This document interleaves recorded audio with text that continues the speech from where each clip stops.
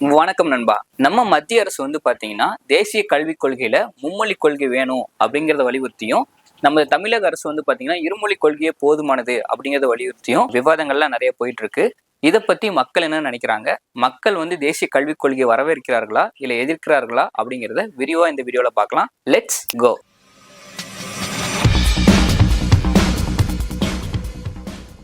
ஐயா, இப்ப பாத்தீங்கன்னா சென்ட்ரல் கவர்மெண்ட் தேசிய கல்விக் கொள்கையை கட்டாயமாக்கியிருக்காங்க. அதை பத்தி நீங்க என்ன நினைக்கிறீங்க? தமிழ்நாட்டுக்கு அந்த தேசிய கல்விக் கொள்கை கண்டிப்பா தேவையா? தமிழ்நாட்டுக்கு எந்த சூழ்நிலையும் எந்த அடிப்படையிலையும் அது அவசியம் இல்லாதது ஒன்று. இப்ப நம்ம இருமொழி கொள்கையில தான் நம்ம உள்ள திறமையானவங்க படிச்சவங்க எல்லாம் உயர்ந்த வேலைக்கு உயர்ந்த பதவிக்கு வெளிநாடுகள் எல்லாம் போறாங்க இருந்திருக்காங்க. எந்த மாணவரும் நாங்க ஹிந்தி படிக்கணும்னு யாரையும் போய் கேட்கல, அல்லது ஹிந்தி படிக்காதனால வேலை கிடைக்காத எந்த மாணவர்களும் இங்க இல்லை. தேசிய கல்விக் கொள்கையை ஏற்றுக்கொள்வதா இல்லையா அப்படிங்கிற அந்த விவாதத்தை விட இன்றைக்கு பாத்தீங்கன்னா தேசிய கல்விக் கொள்கையில மும்மொழி கொள்கை அவங்க அறிவிச்சிருக்காங்க. இந்த மும்மொழி கொள்கை தமிழகத்தை பொறுத்தவரை இருமொழி கொள்கை தான் எப்போதுமே. இதே இந்தி தேவையில்லை, நான் கட்டாயப்படுத்தலைங்கிறாங்க. அதுக்கே மோச்ச கட்டிட்டு பணத்தை நிறுத்துறோம், அதை நிறுத்துறோம், இதை நிறுத்துறோம். தமிழ்நாடு மக்கள் வரியா கொடுக்கலையா? அந்த பணத்தை அவங்க கொடுக்குறாங்க. உலக நாடுகள்லாம் வருவது இந்தி தேவை இருக்குது, ஆங்கிலம் தானே. சும்மா இது இப்ப எத்தனை ஐஏஎஸ் கலெக்டர்கள்லாம் இல்லையா? எல்லா மாநிலத்திலையும் பறந்து இல்லையா? எல்லாம் வேற மாநிலத்தில் தமிழ்நாட்டில் இருக்கிற மாவட்ட ஆட்சியர்கள் எத்தனை பேர் இருக்காங்க? ஐஏஎஸ் அதிகாரிகள் அத்தனை பேர் ஹிந்தி படிச்சுட்டு தாங்க போயிருக்காங்களா? தமிழ் படிச்சுட்டு மாவட்ட ஆட்சியர்களா இல்லையா? இந்த மும்மொழி கொள்கை மூலியமா இந்த இருமொழி கொள்கைக்கு பாதிப்பு ஏற்படாத வகையில் அனுசரிக்கப்பட்டால் அது வரவேற்கத்தக்கதுதான். ஆனா மாணவர்கள் மூன்றாவதாக ஒரு மொழியை அவங்க கத்துக்கிறதுல தப்பு இல்லை. ஏனென்று சொன்னால் இன்னைக்கு அவங்க இதுல ஹிந்தியை திட்டமிட்டு திணிக்கிறதா பரவலாக கருத்து இருக்குது. தேசிய கல்விக் கொள்கை என்ன சொல்றாங்கன்னு பாத்தீங்கன்னா, மூன்றாவதா ஏதாவது ஒரு மொழியை நீங்க கத்துக்கங்கன்னு சொல்றதா செய்திகள் வருது. அந்த வகையில எந்த ஒரு மொழியையும் நம் மீது ஆதிக்கம் செலுத்தாத வகையில் மாணவர்கள் மூன்றாவதாக ஒரு மொழியை கற்றுக்கொள்வதில் தவறு எதுவும் கிடையாது. ஹிந்தி கொண்டு வந்துட்டு அதுக்கு அடுத்து சமஸ்கிருதத்தை கொண்டு வருவாங்க. ஹிந்தி எங்களுக்கு வேணும், ஹிந்தி கற்றுக் கொடுங்கன்னு எந்த பெற்றோரும் போய் இவங்க விண்ணப்பம் கொடுக்கல. மக்கள் விரும்புறாங்களா? ஆஸ்வாத ஆச்சாரியா சொல்ற மக்கள்லாம் அப்படியே ஹிந்தி படிக்கணும்னு துடிக்கிறாங்க. வேற ஏதாவது ஒரு மாநிலத்துல போய் அவங்க பண்ணட்டும், தமிழ்நாட்டுல அது வேண்டாம். ஃபண்ட் கொடுப்போம் அப்படின்னு சொல்றாங்க சார். இந்த கருத்து நீங்க எப்படி பாக்குறீங்க சார்? இது நம்மள பிளாக்மெயில் பண்ற மாதிரியான இது. நீங்க இதை ஏத்துக்கிட்டா தான் ஃபண்ட் கொடுப்பாங்கிறது அது மிகப்பெரிய தவறு. அதை ஏத்துக்கிறது ஏத்துக்காதும் தமிழர்கள் அந்தந்த மாணவர்களோட மனநிலையை பொறுத்ததுதான். அது இது நம்மள அடக்கிற மாதிரி இருக்குது. தேசிய கல்விக் கொள்கையை நான் முழுமையா ஆதரிக்கிறேங்க. நான் மட்டும் இல்ல, என்னை சுற்றி இருக்கிற நிறைய பெரும்பான்மையான மக்கள், நான் அறிந்த மக்கள் எல்லாருமே தேசிய கல்விக் கொள்கையை சரின்னு தான் சொல்றாங்க. ஏன்னு சொன்னா, அதிகபட்சமா நாம இன்னொரு மொழியை கத்துக்கிறது ரொம்ப நல்லது.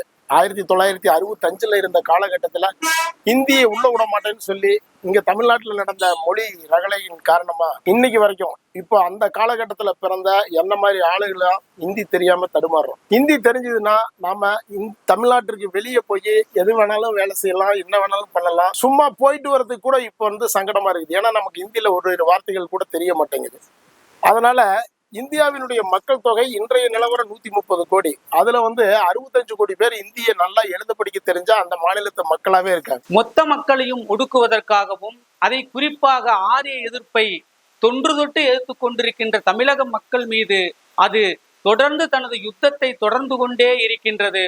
இன்று வரை இருமொழி கொள்கைதான் இந்த தமிழகத்திலே என்றும் நிலையாக உயிருக்கு உயிராக இருந்து கொண்டிருக்கிறது. தான் இன்று தேசிய கல்விக் கொள்கை என்ற அந்த கொள்கையிலே மொத்த பொருளாதாரத்தையும் தனது கட்டுப்பாட்டுக்குள் வைத்துக்கொண்டு மக்கள் எதிர்த்து பேசக்கூடாது, மக்கள் எதையும் சிந்திக்க கூடாது, தனது வாழ்நிலை மற்றும் யோசிக்க வேண்டும் என்ற ஒரே ஒரு பெரிய நோக்கத்துக்காகவும் அண்ணாதுரை அவர்கள் முதல்வராக இருந்த போதும், திராவிட இயக்கத்தை ஆரம்பித்த போதும் பலாயிரக்கணக்கான மக்கள் அந்த இந்தி தமிழகத்திற்குள் புகக்கூடாது என்பதற்காக தன்னுடைய உயிரை தியாகம் செய்திருக்கிறார்கள். அந்த மும்மொழி கொள்கையை நாங்கள் ஏற்றுக்கொள்ள போவதில்லை. இந்த காலகட்டத்திலேதான் அண்ணா, கலைஞர், பெரியார் போன்ற அறிவார்ந்த மக்கள் தொடர்ந்து போராடி கொண்டு அண்ணா சொன்னார், இந்தியில் ஒன்றுமில்லை, அது ஒரு மாதத்தில் கற்றுக்கொள்கின்ற மொழிதான் என்று. 63 அண்ணா போன்றவர்கள் போராட்டத்தின் வாயிலாக தான் மொழி தேசியங்கள் மிகப்பெரிய எழுச்சி பெற்றன. திராவிட மக்களாக தமிழகத்திலே பிறந்த 8 கோடி மக்களும் ஓரணியிலே நின்று வட மாநிலத்திலே இருக்கக்கூடியவர்களுடைய ஆதிக்கத்தை முறியடிப்போம் என்பதுதான் எங்களுடைய இருமொழி கொள்கையினுடைய உறுதியான நிலைப்பாடு. கடைசி வரை தமிழ், ஆங்கிலத்தை தவிர வேறு எந்த ஒரு மொழியினையும் ஏற்றுக்கொள்ளுகின்ற மனநிலை நிச்சயமாக இல்லை என்பதை நான் ஆணித்தரமாக சொல்லுகிறேன். உனக்கு திறமை இருந்தால் பீகாரிலே தமிழை பேச சொல். உனக்கு திறமை இருந்தால் டெல்லியில் இருக்கக்கூடிய டெல்லி மக்களை இந்த தமிழை படிக்க சொல் பார்க்கலாம். இன்று தமிழ்நாட்டில் 53 விழுக்காடு அளவுக்கு கல்வி வளர்ந்திருக்கிறது என்று சொன்னால் அதற்கு காரணம் மொழி, 2 மொழி கொள்கை என்பது. அதுதான் அறிவியல் சார்ந்த மொழி. இன்று கர்நாடகத்திலே ஐடி கம்பெனிகளே நமது தமிழர்கள் 1 கோடிக்கு மேல் அங்கே வேலை செய்து கொண்டிருக்கிறார்கள் என்றால் அவர்கள் என்ன இந்தி கற்றுக்கொண்டு அங்கே வேலை செய்கிறார்கள்.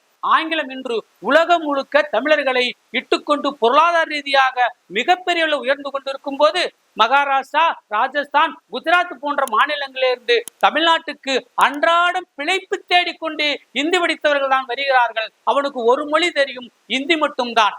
தமிழினம் இந்தியா முழுக்க வழிகாட்டக்கூடிய ஒரு எழுச்சியை செய்து கொண்டிருக்க மும்மொழி கொள்கையை நாங்கள் முழுமனதோடு எதிர்க்கிறோம்.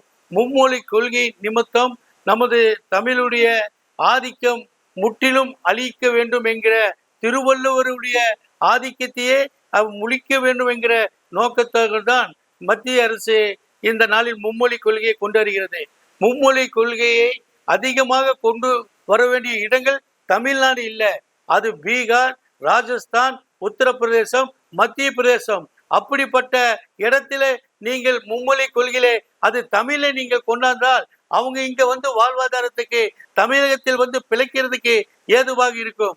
கல்வி அமைச்சர் தமிழகத்தை வஞ்சிப்பதற்காக, தமிழ்நாட்டுடைய வளர்ச்சியை அழிப்பதற்காக கல்வித்துறையிலே இந்தியாவிலே முதல் மாநிலமாக தமிழ்நாடு இருக்கிறது என்பதை அறிந்து அதை முடக்க வேண்டும். தமிழகத்துல ஒரு மொழியை வலுக்கட்டாயமா திணிச்சு இதை ஏத்துக்கிட்டாதான் நிதி தருவேன்னு சொல்றது சட்டத்திலேயே இல்லாத, சட்டத்திற்கு புறம்பான ஒரு செயல்.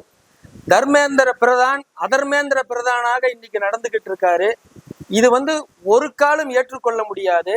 தீய எண்ணத்தில ஒன்றிய அரசு கல்வி அமைச்சர் கல்விக்கான நிதியை கொடுக்க மறுக்கிறார்.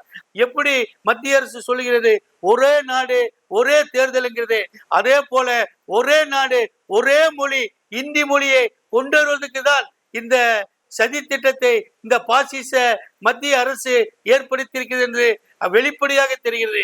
ஒரு மொழியை கை வச்சா எந்த அளவுக்கு பாதிப்பாகுங்கிறது உலகத்துல பல தடவை பல நாடுகள்ல பல சம்பவங்கள்ல நடந்திருக்கு. உதாரணமா வங்கதேசம் பிரியறதுக்கு காரணமா இருந்ததே மொழிதான் பிரச்சனை. அவங்க உருது மொழியைத்தான் அங்க தேசிய மொழியா அறிவிச்சாங்க. ஆனா வங்க மக்களும் அதிகமா இருக்காங்க. வங்க மொழியையும் நீங்க ஒரு தேசிய மொழியா இணைச்சி சென்னியணும்னு சொன்னதுக்கு அவங்க ஒத்துக்காததுனாலதான் ஒரு பெரிய போரே நடந்து இந்த நாடே 2ஆ பிரிஞ்சது. அதே பிரச்சனை தான் லங்கையிலையும் நடந்தது. அங்க சிங்கள மொழியை மட்டும்தான் தேசிய மொழியா இருக்குன்னு அறிவிச்சதுனாலதான் தமிழக மக்கள் தமிழ் மொழியையும் ஒரு தேசிய மொழியா இணைக்கணும்னு சொன்னதுக்கு அவங்க மறுப்பு தெரிவிச்சதுனாலதான் அங்க மிகப்பெரிய போராட்டமே நடந்து இன்னைக்கு இவ்வளவு பெரிய படுகொலைகள் நடந்து முடிஞ்சிருக்குது. இந்தியாவில் ஆங்கிலம் கட்டாய மொழியா இருந்தது. பள்ளிக்கூடத்துல பாஸ் பண்ற அளவுக்கு மட்டும்தான் ஆங்கிலத்தை கத்துருக்காங்க. வெளிநாடுகள்ல போய் வேலை செய்யறவங்க ஆங்கிலத்துல கொஞ்சம் ஃப்ளூயன்சியா இருக்காங்க, அவ்வளவுதானே தவிர இங்கிலீஷ் திணிச்சதுனால இங்கிலீஷ் பெருசா வளர்ந்துறாரு. 200 ஆண்டு காலமாக கட்டாய பாடமாக சொல்லி கொடுக்கப்பட்ட ஆங்கிலத்திலேயே இன்று யாரும் பெருசா பேசுறது இல்லை. ஓரிரு வார்த்தைகள் வேணாலும் சொல்லலாம். ஆனா அதே சமயத்துல இந்திய அந்த மாதிரி கட்டாயமா கொண்டு வந்து திணிக்க முடியாது. அவங்கவுங்க விருப்பம் இருந்தால், தேவை இருந்தால் தான் இந்தியை படிச்சுக்குவாங்க. தேவைகள் ஏழை குழந்தைகளுக்கு மறுக்கப்படக்கூடாது என்பதுதான் தேசிய கல்விக் கொள்கையினுடைய நோக்கம். அதனால அதை எங்களுக்கு ரொம்ப பிடிச்சிருக்குங்க. இன்னைக்கு நான் ஒரு கைத்தறி பட்டு சேலை உற்பத்தியாளரா இருக்கிறேன். நான் தென்னிந்தியா முழுக்க நான் இந்த வியாபாரம் பண்ணி இருக்கிறேன். எனக்கு தேவைன்னா இப்ப கர்நாடகம் போனேன்னா கன்னடத்தை நான் பேசி பழகிக்குவேன். ஆந்திரா பக்கம் போனோம்னா தெலுங்கு கொஞ்சம் கொஞ்சம் பேசி நான் பழகிக்குவேன். தேவையின் அடிப்படையில தான் ஒரு மொழியை தவிர்த்து சும்மா ஒரு மொழியை சேர்த்து கத்துக்கான எதுக்கு கத்துக்கணும்? மாணவர்களின் முன்னேற்றத்துக்கு இருமொழி கொள்கை மிகவும் எளிதாகவும் மிகவும் அறிவுபூர்வமாக மாணவர்களை வழிநடத்தி கொண்டிருக்கிறது. மத்திய அரசுக்கும் நான் கண்டனத்தை தெரிவித்துக் கொள்கிறேன். அதனால ஒன்றிய அரசு இந்த மாதிரி அடாவடி போக்கை கைவிட்டு மக்களின் உணர்வுகளுக்கு இசைந்து நம்மளுக்கு தமிழகத்துக்கு தேவையான நிதியை ஒதுக்கி, ஒரு நிதியா இருந்தாலும் சரி எதா இருந்தாலும் சரி நாம கொடுக்கறோம், கொடுத்ததுல கொஞ்சம் வாங்குறோம், இதுதான் நடக்கணுமே தவிர்த்து நீ வாங்கி வச்சுட்டு இதை பண்ணாதான் தருவேன் அதை பண்ணுவாதான் தர்றோங்கிறது ஒரு ஜனநாயகத்துக்கு சரியில்லாதது. இதை நான் வன்மையா கண்டிக்கிறேன். இப்போ மத்திய அரசாங்கம் மும்மொழி கொள்கையை அமல்படுத்தியாகணும்னு சொல்லியிருக்காங்க. மும்மொழி கொள்கையை அமல்படுத்துவதற்கு தமிழகத்தில் இருக்கக்கூடிய அரசாங்கம் கடுமையான எதிர்ப்பை தெரிவிக்கிறாங்க. இதுல என்ன கஷ்டம் இருக்குதுன்னு தெரியல. ஒருவருக்கு பல மொழிகள் தெரியணும் அப்படிங்கிறது முக்கியமான விஷயம்தான். எதுக்காக இவங்க வந்து இந்த மாதிரி எதிர்ப்பு தெரிவிக்கிறாங்கன்னு தெரியல. தமிழக மக்களை ஏமாத்துறதுக்காக இந்த மாதிரியான வேலைகளை செஞ்சிட்டு இருக்காங்க. ஒருத்தருக்கு தமிழ், ஆங்கிலம் மட்டுமே தெரிஞ்சா பத்தாது. இந்தியாவில் பரவலாக பேசக்கூடிய மொழியில ஹிந்தி முதலிடத்தில் இருக்கிறதுனால ஹிந்தி தெரிஞ்சுக்கிறது தப்பே கிடையாது. அதனால ஹிந்தி வந்து எல்லாத்துக்கும் கட்டாய பாடமாக கொண்டு வரணும்னு நானும் கேட்டுக்கொள்கிறேன். மாநில அரசாங்கம் சொல்வதை போல ஹிந்தி திணிப்பு என்ற வார்த்தையே அந்த புதிய கல்விக் கொள்கையில் கிடையாது. இந்தியாவினுடைய எந்த மொழியை வேண்டுமானாலும் தமிழக மாணவர்கள் 3வது மொழியாக எடுத்து படிக்கலாம். இந்த 3வது மொழியை படிப்பதற்காகவும் பள்ளிகளினுடைய இன்ஃப்ராஸ்ட்ரக்சர் என்று சொல்லக்கூடிய அடிப்படை வசதிகளை மேம்படுத்துவதற்காகவும் மத்திய அரசாங்கம் நிதி வழங்கி கொண்டிருக்கிறது. நீங்கள் இருமொழி கொள்கையைத்தான் தமிழ்நாடு அரசாங்கம் பின்பற்றும் என்று சொன்னால் மாணவர்களிடத்திலே, அவர்களுடைய பெற்றோர்களிடத்திலும் கருத்து கேட்டு அதனுடைய அடிப்படையிலே நீங்கள் முடிவெடுக்க வேண்டும். தமிழகத்திலே தனியார் பள்ளிகளிலே படிக்கின்ற மாணவர்கள் இன்றைக்கு 3 மொழிகளை படிக்கிறார்கள். அரசு பள்ளிகளில் படிக்கின்ற அந்த மாணவர்களுக்கும் மொழி ரீதியான ஒரு புரிதலும் அறிவும் வர வேண்டும் என்பதற்காக என்ற நல்ல நோக்கத்தில் தான் மத்திய அரசாங்கம் இந்த திட்டத்தை கொண்டு வந்திருக்கிறதே தவிர ஹிந்தியை திணிக்க வேண்டும், அலுவல் மொழியாக மாற்ற வேண்டும் என்ற எண்ணம் தடுக்கின்ற எந்த ஒரு வேலையையும் இன்றைக்கு மத்தியிலே இருக்கின்ற அரசாங்கம் நிச்சயமாக செய்யாது என்பதை எங்களால் உறுதியாக கூற முடியும். ஹிந்தி தெரியறதுனால ஒருத்தன் வந்து தாய்மொழி மறந்துடுவான், தாய்மொழியில வந்து படிக்க முடியாது அப்படிங்கறதெல்லாம் எதுவுமே கிடையாது. ஆனா தமிழ்நாட்டில் இருக்கக்கூடிய எதிர்ப்பாளர்கள் எல்லாரும் நடத்தக்கூடிய பள்ளிக்கூடத்துல ஹிந்தி கட்டாய பாடமா வச்சிருக்கிறாங்க. அதனால ஹிந்தி வந்து அடிப்படையில அடித்தட்டு மக்களுக்கு போய் சேரணும்னு சொன்னா அனைத்து அரசு பள்ளியிலையும் ஹிந்தியை கொண்டு வரணுங்கிறதுல எனக்கு மாற்று கருத்து கிடையாது. நான் வந்து இந்த மும்மொழி கொள்கையை ஏற்றுக்கொள்கிறேன். ஹிந்தியை படிக்கணும்னு சொல்லவே இல்லை, மும்மொழி கொள்கை தான் சொல்லுது மத்திய அரசு. ஏதோ ஒரு மொழி அப்படி பார்த்தா ஆங்கிலங்கிறது பிரிட்டிஷ்கார மொழி, அது எதுக்கு நம்ம கத்துக்கணும்? அப்ப உலக மொழி ஆங்கிலம், இந்திய மொழி ஹிந்தி, ஹிந்தி கத்துக்கிறதுன்னு நினைக்கிறாங்க. ஆனா மத்திய அரசு சொல்றது மும்மொழி, ஏதோ ஒரு தமிழ் தாய்மொழி ஆங்கிலம், அடுத்தது ஏதோ ஒரு தெலுங்கோ, மலையாளமோ, கன்னடமோ, சமஸ்கிருதமோ, உருதோ, இந்தியோ ஒரு மொழி கத்துக்கணும்னு சொல்றான் அரசாங்க மொழிய. இது ஒரு மொழி கத்துக்கிறது என்ன தவறு? பள்ளிக்கூடத்துல தான் கத்துக்க முடியும், வேற எங்க கத்துக்க முடியுமா? இன்னைக்கெல்லாம் நான் அன்னைக்கு ஏற்கனவே ஹிந்தி போராட்டம் கொண்டு வந்து இன்னைக்கு தமிழ்நாடு விட்டு எங்கேயுமே எங்களால போக முடியல. இன்னமே இப்படியே கிணத்தவளை மாதிரி சுத்திட்டு இருக்க முடியுமா? ஒரு பொது மொழியை கத்துக்கிறது என்ன தவறு? இது தவறு இல்லைன்னு சொல்றேன். அது சப்ஜெக்டா கொண்டு வரல, அதுக்கு மதிப்பெண்ணு போடுறதுல ஒன்றும் போட கிடையாது. ஒரு மும்மொழி ஒரு பொண்ணு வந்து எப்படி வந்து விளையாட்டுத்துறை விளையாட்டு கத்துக்கிட்டு போற மதிப்பெண் போட்டு கொண்டுறாங்களோ அந்த மாதிரி ஒரு மொழியை கத்துக்கிட்டு போகன்னு சொல்றாங்க. இவங்க நடத்துற பள்ளிக்கூடத்துல ஹிந்தி இருக்குது, ஆங்கிலம் இருக்குது, தமிழ்ல பேசுன்னு 500 ரூபாய் ஃபைன் போடுறாங்க. தமிழ் இவன் தாய்மொழிங்கிறாங்க, ஆனா தமிழ்ல பேசுன்னு 500 ரூபாய் ஃபைன் போடுறாங்க. அதை வந்து ஏத்துக்கிற மக்கள் இதை ஏத்துக்க மாட்டாங்களா? ஏன் செய்யக்கூடாது? என்னை பொறுத்த வரைக்கும் மும்மொழி இல்ல 5 மொழி கொடுத்தா கூட கத்துக்கணும்னு தான் சொல்றேன். கத்துக்கிறதுல என்ன தவறு?